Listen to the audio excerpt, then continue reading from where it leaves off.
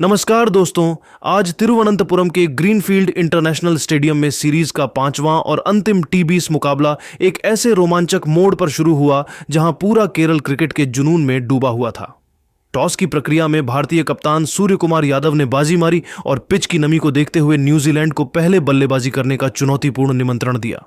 तिरुवनंतपुरम के greenfield international stadium की ताजा और ठंडी समुद्री हवाओं के बीच न्यूजीलैंड की ओर से डेवन कॉनवे और टिम सीफर्ट की अनुभवी सलामी जोड़ी एक बार फिर भारतीय गेंदबाजों की परीक्षा लेने के लिए मैदान पर उतरी, जहां भारतीय तेज गेंदबाजी के अगुवा जसप्रीत बुमराह पहले ओवर में अपनी सटीक लाइन और लेंथ के साथ गेंदबाजी करने के लिए मोर्चे पर आए। बुमराह ने अपनी पहली ही गेंद से न्यूजीलैंड के बल्लेबाजों पर मनोवैज्ञानिक दबाव बनाना शुरू कर दिया और अपनी खतरनाक यॉर्कर गेंदों से कीवी सलामी जोड़ी के होश उड़ा दिए, जिससे पहले ओवर में रन बनाना न्यूजीलैंड के लिए एक बड़ी चुनौती बन गया था। न्यूजीलैंड की टीम संभलने का प्रयास कर रही थी, लेकिन भारत को पहली बड़ी सफलता चौथे ओवर में मिली, जब बाएं हाथ के तेज गेंदबाज अर्शदीप सिंह चौथे ओवर में दोबारा अपना दूसरा स्पेल डालने के लिए गेंदबाजी करने के लिए आए। अर्शदीप ने अपनी जादुई स्विंग का प्रदर्शन करते हुए डेवन कॉनवे को लगातार बीट किया और अंततः एक बाहर की ओर निकलती गेंद पर उन्हें शॉट खेलने के लिए मजबूर किया, जिससे डेवन कॉनवे कवर ड्राइव खेलने के प्रयास में गेंद की स्विंग को नहीं पढ़ सके और 14 गेंदों पर 18 रनों की एक संक्षिप्त पारी खेलकर आउट हो गए। उनकी इस पारी में 3 शानदार चौके शामिल थे। तिरुवनंतपुरम के ग्रीनफील्ड स्टेडियम में डेवन कॉनवे के एक महत्वपूर्ण मोड़ पर पवेलियन लौटने के बाद न्यूजीलैंड की टीम थोड़ी दबाव में नजर आ रही थी, लेकिन तभी युवा और अत्यंत प्रतिभाशाली बल्लेबाज रचिन रविंद्र क्रीज पर आए और उन्होंने अनुभवी टिम सीफर्ट के साथ मिलकर न्यूजीलैंड की पारी को न केवल स्थिरता प्रदान की, बल्कि रनों की गति को भी एक जबरदस्त और विनाशकारी तेजी प्रदान की। इन दोनों बल्लेबाजों ने भारतीय तेज गेंदबाजों की गति और उछाल का बखूबी फायदा उठाते हुए मैदान के चारों ओर कई जोखिम भरे और साहसी शॉट्स खेले, जिससे भारतीय कप्तान सूर्य कुमार यादव पूरी तरह से रक्षात्मक मुद्रा में आ गए और उन्होंने मजबूर होकर अपने मुख्य स्पिन आक्रमण को मोर्चे पर लगाने का फैसला किया। खेल के 7वें ओवर में भारत के प्रमुख लेग स्पिनर रवि बिश्नोई 7वें ओवर में अपनी जादुई फिरकी और तेज गति वाली लेग ब्रेक के साथ गेंदबाजी करने के लिए मोर्चे पर तैनात हुए, ताकि न्यूजीलैंड के रनों की रफ्तार पर लगाम लगाई जा सके। टिम सीफर्ट आज विशाखापत्तनम में मिली पिछली विफलता को पूरी तरह से भुलाकर एक बहुत ही आक्रामक और निडर मूड में नजर आ रहे थे और उन्होंने रवि बिश्नोई का स्वागत बहुत ही बेरहमी से किया। सीफर्ट ने बिश्नोई की पहली और चौथी गेंद की लंबाई को बहुत ही फुर्ती से भांप लिया और उन पर 2 लगातार गगनचुंबी छक्के जड़कर पूरे स्टेडियम को कीवी प्रशंसकों के शोर से भर दिया, जिससे भारतीय टीम एक बार फिर बैकफुट पर नजर आने लगी थी। न्यूजीलैंड का स्कोरबोर्ड अब बहुत ही तेजी से भाग रहा था और ऐसा लग रहा था कि वे आज एक अभेद्य स्कोर खड्डी हाचा करेंगे। हालांकि न्यूजीलैंड की यह आक्रामकता और सीफर्ट का यह तूफानी अंदाज ज्यादा देर तक नहीं टिक सका, क्योंकि भारत के सबसे जादुई चाइनामैन गेंदबाज कुलदीप यादव 10वें ओवर में पहली बार अपनी कलात्मक गेंदबाजी करने के लिए आक्रमण पर आए। कुलदीप यादव ने अपनी अनुभवी गेंदबाजी का जादुई नमूना पेश करते हुए ओवर की दूसरी ही गेंद पर टिम सीफर्ट को अपनी एक रहस्यमयी और अंदर आती गुगली पर पूरी तरह से फंसा लिया। सीफर्ट कुलदीप की टर्न और हाथ की गति को समझने में पूरी तरह से विफल रहे, जिससे टिम सीफर्ट एक आक्रामक स्वीप शॉट खेलने के प्रयास में गेंद की अतिरिक्त उछाल के कारण बल्ले का ऊपरी किनारा दे बैठे और शॉट फाइन लेग पर लपके जाने के कारण 28 गेंदों पर 45 रनों की एक अत्यंत आतिशी और महत्वपूर्ण पारी खेलकर आउट हो गए। उनकी इस साहसी पारी में 5 शानदार चौके और 2 गगनचुंबी छक्के शामिल थे।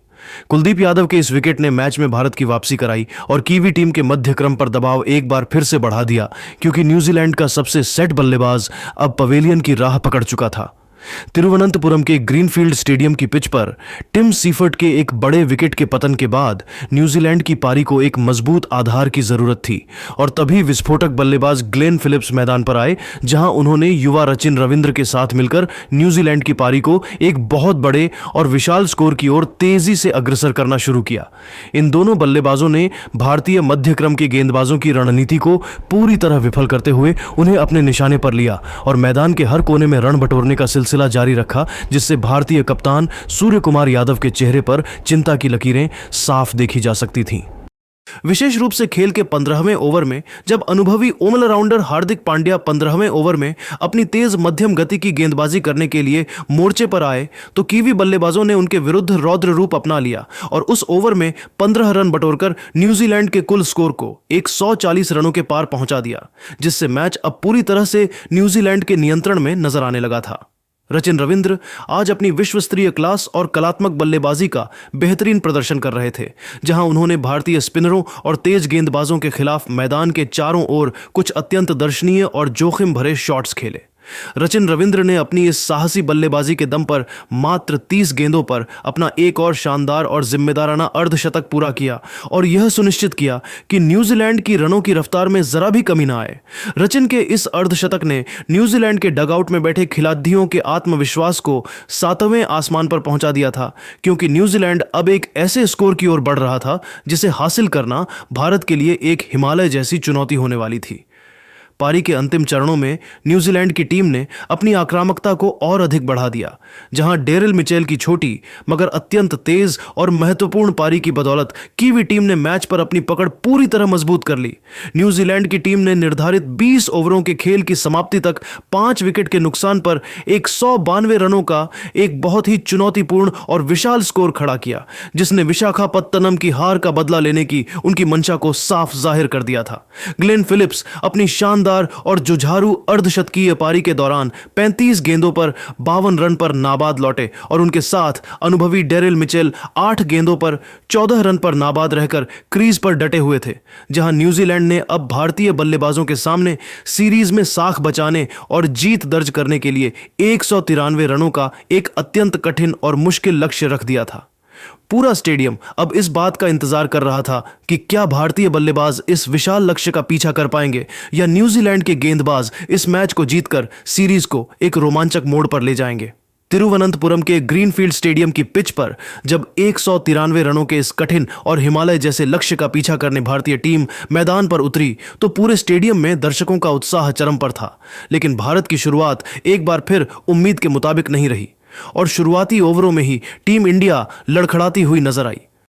न्यूजीलैंड के अनुभवी तेज गेंदबाज मैट हेनरी दूसरे ओवर में अपनी सटीक लाइन और लेंथ के साथ गेंदबाजी करने के लिए मोर्चे पर आए और उन्होंने अपनी तीसरी ही गेंद पर अभिषेक शर्मा को पूरी तरह से गति और उछाल से मात दे दी, जिससे अभिषेक शर्मा एक गैर जिम्मेदाराना पुल शॉट खेलने के प्रयास में गेंद की रफ्तार को भांप नहीं सके और 6 गेंदों पर मात्र 4 रन बनाकर मिड विकेट पर कैच आउट हो गए। अभिषेक के जल्दी आउट होने के बाद केरल के स्थानीय नायक संजू सैमसन मैदान पर आए और उन्होंने कप्तान सूर्य कुमार यादव के साथ मिलकर न्यूजीलैंड के गेंदबाजों पर जवाबी हमला शुरू किया, जहां इन दोनों बल्लेबाजों ने मैदान के चारों ओर कलात्मक शॉट्स खेलते हुए पावर प्ले की समाप्ति तक भारत के स्कोर को 50 रनों के पार पहुंचा दिया। तिरुवनंतपुरम के ग्रीनफील्ड इंटरनेशनल स्टेडियम में संजू सैमसन और कप्तान सूर्य कुमार यादव की यह आक्रामक साझेदारी भारतीय टीम को धीरे धीरे मगर मजबूती से जीत की मंजिल की ओर ले जा रही थी और न्यूजीलैंड के गेंदबाज इस जोड़ी के सामने पूरी तरह असहाय नजर आ रहे थे। खेल का रोमांच अपने चरम पर था और भारतीय प्रशंसक हर गेंद पर झूम रहे थे, लेकिन तभी न्यूजीलैंड के चतुर कप्तान मिचेल सेंटनर ने स्थिति की गंभीरता को भांपते हुए 9वें ओवर में स्वयं अपनी जादुई फिरकी का जाल बुनने के लिए गेंदबाजी करने के लिए मोर्चे पर आने का साहसी फैसला किया। सेंटनर ने अपनी अनुभव और बुद्धिमानी का परिचय देते हुए पहली ही गेंद बहुत ही चतुराई भरी और धीमी गति की फ्लाइटेड गेंद फेंकी, जिसे पढ़ना किसी भी बल्लेबाज के लिए एक कठिन चुनौती थी। संजू सैमसन, जो आज अपने घरेलू मैदान पर बहुत ही प्रचंड और आत्मविश्वास से भरी लय में दिख रहे थे, उन्होंने मिचेल सेंटनर की उस ललचाती हुई गेंद पर अपने कदमों का आक्रामक इस्तेमाल करके लॉन्ग ऑन के ऊपर से एक बड़ा और गगनचुंबी हवाई शॉट खेलने का प्रयास किया। हालांकि सेंटनर ने हवा में गेंद की गति को बहुत ही खूबसूरती से कम कर दिया था, जिसके कारण संजू सैमसन गेंद की टर्न और उसकी रफ्तार को समझने में पूरी तरह फंस गए और गेंद उनके बल्ले का ऊपरी किनारा लेकर हवा में काफी ऊंची उठ गई। डीप मिड विकेट पर खड़े फील्डर ने कोई गलती नहीं की और एक सुरक्षित कैच लपक लिया, जिससे संजू सैमसन 22 गेंदों पर 36 रनों की एक अत्यंत आतिशी और महत्वपूर्ण पारी खेलकर आउट हो गए। उनकी इस संक्षिप्त मगर प्रभावशाली पारी में 4 शानदार चौके और 2 गगनचुंबी छक्के शामिल थे। संजू सैमसन के आउट होते ही पूरा स्टेडियम एक पल के लिए पूरी तरह खामोश हो गया था, क्योंकि केरल के स्थानीय प्रशंसकों को अपने पसंदीदा हीरो और होम बॉय से आज एक बहुत बड़ी और मैच जिताऊ शतकीय पारी की उम्मीद थी। पूरे मैदान पर सन्नाटा छा गया था, क्योंकि भारत ने अपना एक ऐसा विकेट खो दिया था जो अकेले दम पर न्यूजीलैंड के गेंदबाजों की धज्जियां उड़ा रहा था। मिचेल सेंटनर की इस रणनीतिक सफलता ने न्यूजीलैंड के खेमे में नया उत्साह भर दिया था, क्योंकि उन्हें पता था कि संजू का विकेट इस विशाल लक्ष्य के पीछा करने के दौरान कितना महत्वपूर्ण साबित हो सकता है। भारतीय टीम अब एक बार फिर दबाव में थी और कप्तान सूर्य कुमार यादव को अब क्रीज पर एक नए साथी की तलाश थी जो इस कठिन संघर्ष को जीत में तब्दील कर सके। हालांकि संजू के जाने के बाद कप्तान सूर्य कुमार यादव ने विचलित हुए बिना अपनी कप्तानी पारी को जारी रखा और न्यूजीलैंड के हर गेंदबाज को अपने निशाने पर लेना शुरू कर दिया। सूर्या आज अपने सिग्नेचर शॉट्स खेल रहे थे और उन्होंने विशेष रूप से 12वें ओवर में लेग स्पिनर ईश सोढ़ी 12वें ओवर में गेंदबाजी करने के लिए आए तो उनकी पहली 2 गेंदों पर पीछे की ओर 2 अविश्वसनीय छक्के जड़कर स्टेडियम का माहौल पूरी तरह से बदल दिया। सूर्य कुमार यादव ने अपनी इस आक्रामक बल्लेबाजी के दम पर मात्र 25 गेंदों पर अपना एक और शानदार अर्धशतक पूरा किया और यह सुनिश्चित किया कि भारत रनों की रफ्तार के मामले में न्यूजीलैंड से पीछे न रहे। सूर्या का यह अर्धशतक उस समय आया जब भारत को एक छोर पर मजबूत स्तंभ की जरूरत थी और उन्होंने अपनी इस पारी से न्यूजीलैंड के खेमे में खलबली मचा दी थी, क्योंकि वह अब पूरी तरह से सेट हो चुके थे और मैच को किसी भी पल भारत की ओर मोड़ने की काबिलियत रखते थे। तिरुवनंतपुरम के ग्रीनफील्ड स्टेडियम की पिच पर कप्तान सूर्य कुमार यादव आज न्यूजीलैंड के गेंदबाजों के लिए एक अभेद्य पहेली बने हुए थे और वह अकेले अपने दम पर टीम इंडिया को जीत की दहलीज की ओर ले जाने के इरादे से खेल रहे थे। सूर्या की बल्लेबाजी को देखकर ऐसा लग रहा था कि भारत यह मैच आसानी से जीत लेगा, लेकिन तभी न्यूजीलैंड के चतुर तेज गेंदबाज जैकब डफी 15वें ओवर में अपनी गेंदबाजी का दूसरा और निर्णायक स्पेल डालने के लिए मोर्चे पर दोबारा वापस आए। डफी ने अपनी अनुभव का इस्तेमाल करते हुए सूर्या की आक्रामकता को भांपा और एक अत्यंत धीमी गति की बाउंसर फेंकी, जिस पर सूर्य कुमार यादव पूरी तरह से गच्चा खा गए। सूर्या उस धीमी गेंद पर नियंत्रण नहीं रख सके, जिससे सूर्य कुमार यादव हवाई शॉट खेलने के प्रयास में बाउंड्री पर लपके गए और 34 गेंदों पर 62 रनों की एक बेमिसाल कप्तानी पारी खेलकर आउट हो गए। उनकी इस पारी में 6 कलात्मक चौके और 4 गगनचुंबी छक्के शामिल थे। सूर्या के आउट होते ही पूरा स्टेडियम सन्न रह गया, क्योंकि भारत ने अपना सबसे बड़ा विकेट खो दिया था। सूर्या के पवेलियन लौटने के बाद मैच अब पूरी तरह से अंतिम ओवरों के रोंगटे खड़े कर देने वाले रोमांच पर टिक गया था, जहां जीत और हार के बीच का फासला बहुत कम रह गया था। भारत की स्थिति यहां से नाजुक नजर आ रही थी, क्योंकि अंतिम 12 गेंदों पर जीत के लिए 28 रनों की एक बहुत ही सख्त दरकार थी और क्रीज पर फिनिशर रिंकू सिंह 18 गेंदों पर 25 रन पर नाबाद रहकर विकेट पर संघर्ष कर रहे थे। भारतीय प्रशंसकों की सांसें थमी हुई थीं और जीत के लिए किसी चमत्कार की जरूरत थी। तभी खेल के 19वें ओवर में न्यूजीलैंड के सबसे भरोसेमंद गेंदबाज मैट हेनरी 19वें ओवर में अपनी अंतिम स्पेल की गेंदबाजी करने के लिए मोर्चे पर आए। न्यूजीलैंड को उम्मीद थी कि हेनरी मैच को उनकी मुट्ठी में कर लेंगे, लेकिन उप कप्तान हार्दिक पांड्या के इरादे कुछ और ही थे। हार्दिक पांड्या ने मैट हेनरी का स्वागत करते हुए उनकी पहली 2 गेंदों पर अपनी प्रचंड शक्ति का मुजाहिरा पेश किया और लगातार 2 प्रलयकारी छक्के जड़कर पूरे स्टेडियम को फिर से जोश और शोर से सराबोर कर दिया। इन 2 छक्कों ने मैच का रुख पूरी तरह से भारत की ओर मोड़ दिया था और ऐसा लग रहा था कि हार्दिक आज मैच खत्म करके ही लौटेंगे। हालांकि नियति को कुछ और ही मंजूर था और इसी ओवर की अंतिम गेंद पर हार्दिक पांड्या एक और बड़ा हवाई शॉट खेलने के प्रयास में गेंद की लंबाई को सही से जज नहीं कर सके, जिससे हार्दिक पांड्या 12 गेंदों पर 22 रनों की एक छोटी मगर विस्फोटक पारी खेलकर आउट हो गए। हार्दिक के आउट होने से मैच एक बार फिर अनिश्चितता के मोड़ पर आ खड़ा हुआ था, क्योंकि अब सारी जिम्मेदारी अकेले रिंकू सिंह के कंधों पर आ गई थी और अंतिम ओवर में जीत के लिए कुछ जादुई ओवरों की जरूरत थी। तिरुवनंतपुरम के ग्रीनफील्ड इंटरनेशनल स्टेडियम में तनाव अपने चरम पर था और दर्शकों की धड़कनें साफ सुनी जा सकती थीं, क्योंकि अंतिम ओवर में भारत को ऐतिहासिक जीत दर्ज करने के लिए 12 रनों की कठिन दरकार थी। न्यूजीलैंड के कप्तान मिचेल सेंटनर ने काफी सोच विचार करने के बाद अपने सबसे अनुभवी गेंदबाज जैकब डफी पर भरोसा जताया और उन्हें गेंद थमाई, जो खेल के अंतिम और निर्णायक 20वें ओवर में गेंदबाजी करने के लिए मोर्चे पर आए थे।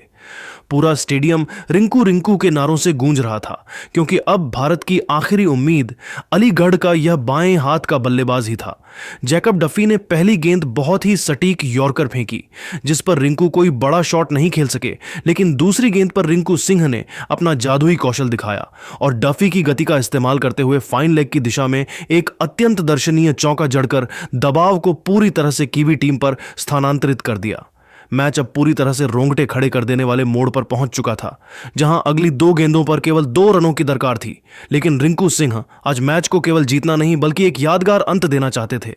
डफी ने जैसे ही चौथी गेंद थोड़ी छोटी और स्लॉट में फेंकी, रिंकू सिंह ने अपनी पूरी ताकत झोंकते हुए गेंद को स्टैंड्स में भेज दिया और एक गगनचुंबी 98 मीटर का छक्का जड़कर भारत को 5 विकेट के नुकसान पर 193 रनों के लक्ष्य तक पहुंचाकर एक अविश्वसनीय और सांस रोक देने वाली जीत दिला दी। इस छक्के के साथ ही तिरुवनंतपुरम का पूरा मैदान खुशी से झूम उठा और भारतीय डगआउट के सभी खिलाड़ी मैदान की ओर दौड़ पड़े। भारत ने इस रोंगटे खड़े कर देने वाले मुकाबले को 5 विकेट से जीतकर न केवल यह मैच जीता, बल्कि इस हाई प्रोफाइल T20 सीरीज को 4-1 के बड़े अंतर से अपने नाम कर लिया। मैदान पर नायक बनकर उभरे रिंकू सिंह 22 गेंदों पर 40 रनों की एक अत्यंत जिम्मेदाराना और आतिशी पारी खेलकर नाबाद लौटे और उनके साथ शिवम दुबे 2 गेंदों पर 2 रन पर नाबाद रहकर इस ऐतिहासिक जीत के गवाह बने। तिरुवनंतपुरम का यह शांत दिखने वाला मैदान आज भारतीय टीम के अदम्य साहस, पराक्रम और रिंकू सिंह की दुनिया के सर्वश्रेष्ठ फिनिशिंग काबिलियत का गवाह बना, जहां मैच खत्म होने के बाद हुई शानदार आतिशबाजी ने रात के काले आसमान को तिरंगे के केसरिया, सफेद और हरे रंगों से पूरी तरह सराबोर कर दिया। भारतीय खिलाड़ियों ने मैदान के चारों ओर चक्कर लगाकर दर्शकों का आभार व्यक्त किया, क्योंकि यह जीत केवल एक मैच की जीत नहीं थी, बल्कि भारतीय क्रिकेट के भविष्य के सितारों का एक जबरदस्त शक्ति प्रदर्शन था। तो दोस्तों, आपके हिसाब से भारत की इस शानदार जीत के पीछे का असली हीरो कौन रहा? अपनी कीमती राय हमें कमेंट बॉक्स में जरूर बताएं। जय हिंद, जय भारत।